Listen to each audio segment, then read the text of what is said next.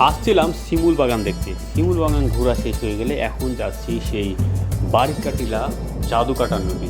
তো এই শিমুল বাগানের পাশ দিয়ে যাওয়ার সময় অসম্ভব সুন্দর সারি সারি এই শিমুল বাগানের গাছগুলো দেখতে মন জুড়িয়ে যাচ্ছে। যদিও মেঘলা আকাশ এবং টিপ টিপ বৃষ্টিও পড়ছে মাঝে মাঝে, তবে আলো আঁধারির পরিবেশটা আলো কম হওয়ায় দৃশ্যটা সেরকম চোখে পড়ছে না। তবে এই পাশ দিয়েই কিন্তু জাদুকাটা নদী বয়ে চলেছে, তো আমরা সেদিকেই যাবো এবং আপনাদের দেখার চেষ্টা করব। প্রিয় দর্শক, এখন চলে যাচ্ছি আমরা সেই বারিকটিলা জাদুকাটা নদীর ভিউ দেখতে। মোটর সাইকেল একমাত্র এখানকার যানবাহন, অর্থাৎ অটোতে করে যাওয়া আসা যদি করেন, যে সামনে দেখুন অটো, সেখানে অনেক বাধাগ্রস্ত হতে হবে। পথ এলোপাথারি, পানি, নদী, নালা, খাল, বিল পার হয়ে কিন্তু আসতে হবে। সেও এই ক্ষেত্রে যদি আপনি মোটরসাইকেল ইউজ করেন তাহলে এবার খুব সহজে যাতায়াতটা করতে পারবেন।